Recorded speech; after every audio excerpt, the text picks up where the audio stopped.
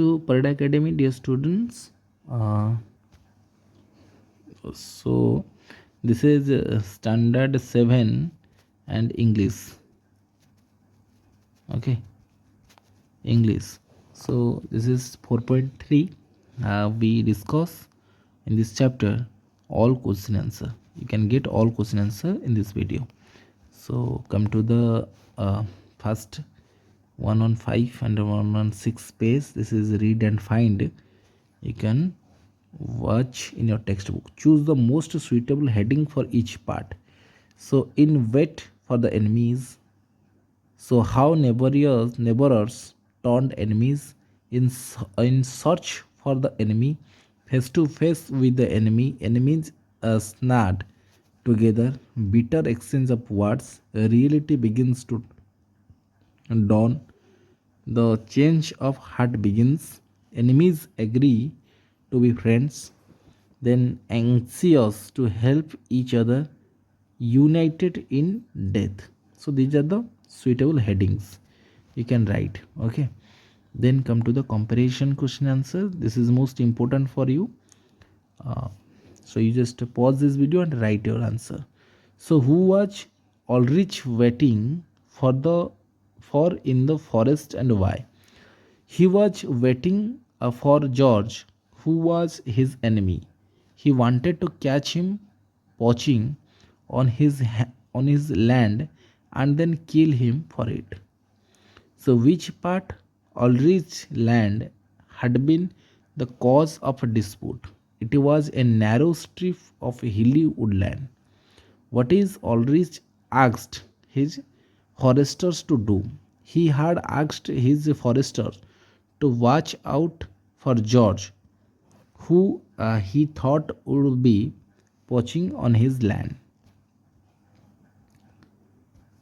The next question is question number 4. Where did Ulrich find his enemy? He found him standing by trunk of huge tree. Next, question number 5.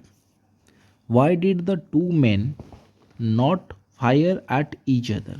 Before they could fire at each other, a huge tree came crashing over them. Next, question number 6. I can scarcely see anything. Who said this and why? It was George who said this. He could scarcely see anything because there was so much blood around his eyes. Next, question number 7. What was it that brought a change in Ulrich's hearts? Ulrich saw his enemy groaning in pain. He felt a sort of a pity for them. He offered to give him his bottle of wine also. He felt his old hearted dying down in him. Clearly, there was a change of a heart in him. The next question number 8. What do you think happened to the two men in the end? I think the two men must have been killed by the wolves in the end. What role do wolves play in the story? There is a wolf in each one of us. If we fail to keep it in check, it comes out and devours us. The wolves in the story have been used as symbol of his very wolf in man. Okay, then both Ulrich and George failed to control the wolf of a mutual hatred in their heart. Ultimately, this wolf becomes the cause of their own end. Next, come to the question number 10. So pause this video and write your answer. Then what part does nature play in the story? Nature plays the role of George in this story. The two enemies are out kill each other. Each has a rifle with him, but before they can act, nature gets a hold of them. Then she sends the also to deliver her justice. Then question number 1. Next. So answer each in 80 to 100 words. So this is the long answer type. So what did the two men think about their being rescued?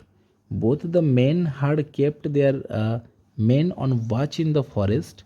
George said that his men were close behind. He also sure that they would reach the fast and drag him out from under the tree. Then they would roll the trunk on top of Ulrich and thus kill him. But Ulrich hoped his men would be there any moment and get him out, but they hardly knew what nature had planned for them. Next question number 2.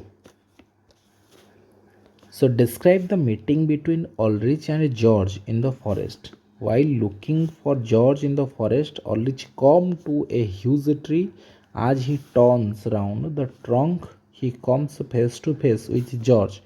Each has a rifle in his hand, but before they can shoot at each other, a huge tree falls on them. In no way it is possible for them to get out from under the tree. Each starts crossing the other. George says his men were close behind. They would come and kill Ulrich. To this, Ulrich says that his men would reach there earlier and kill George. But as we know, nature has her own plans to teach them a lesson. Then, what is the dispute between the two families? How is it resolved? The two families were neighbors in the days of Ulrich's grandfather. The neighboring family had an illegal possessions of some land that belonged to the other family. The dispute was taken to court. The judgment came in favor of Ulrich's family. The other party had never accepted it. There were frequent clashes between the two families. The family feud now turned into personal feud when Ulrich and George became the heads of their respective families. The next question: who is the first to make an offer of friendship? How is it received? It is Ulrich who makes the first offer to friendship. He has a wine flask with him. He feels quite warm when he drinks some wine from it. Seeing his enemy in great pain, he feels some pity for him. He offers to give him the wine, but George says, I don't drink with an enemy. However, Ulrich, old hearted, seems to be dying down. He offers to help George when his men would reach there. At this, George also says, I will be your friend. Then come to the horse question. So, what do you mean by poaching? Who would you call a poacher in the story and why? A poacher is a person who hunts birds, animals, or fish on somebody else's property. In this story, we can call George to be the poacher because the land now legally belongs to the Ulrich family. However, on the other hand, George thinks the court decision has been unjust and that the land still rightfully belongs to them. That is why he does not think himself a poacher. The next question, this is question number 2. So the two men had agreed to be friends. Then, do you think the story should have ended differently? So the two men had carried their enmity too far. They were going to kill each other. So nature decided to teach them a lesson, though they had changed their minds and had decided to be friends, yet they could still revert to their old enmity. So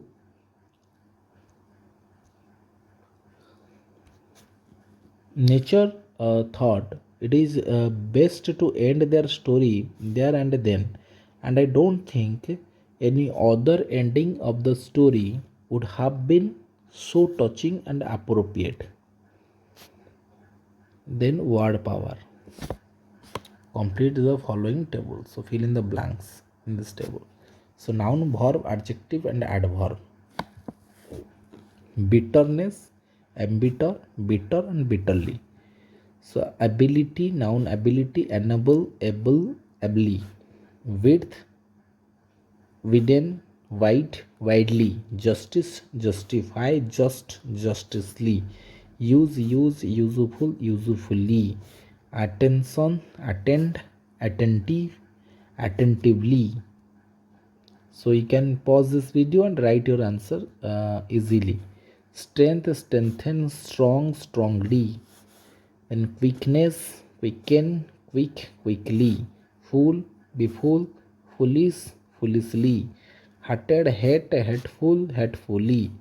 Beauty, beautiful, beautify, beautiful, beautifully. Drama, dramatize, dramatic, dramatically.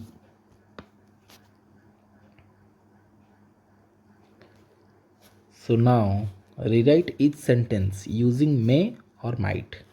So first, perhaps Lucy is in the office. Lucy might be in her office.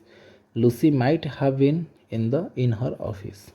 Perhaps Lucy is busy. Lucy may or might be busy. Lucy might have been busy. So perhaps she is working. She may or might be working. She might have been working. Perhaps she is unhappy today. She may or might be unhappy today. She might have been unhappy today. Perhaps she does not working now. She may or might not be working now. She might not have been working now.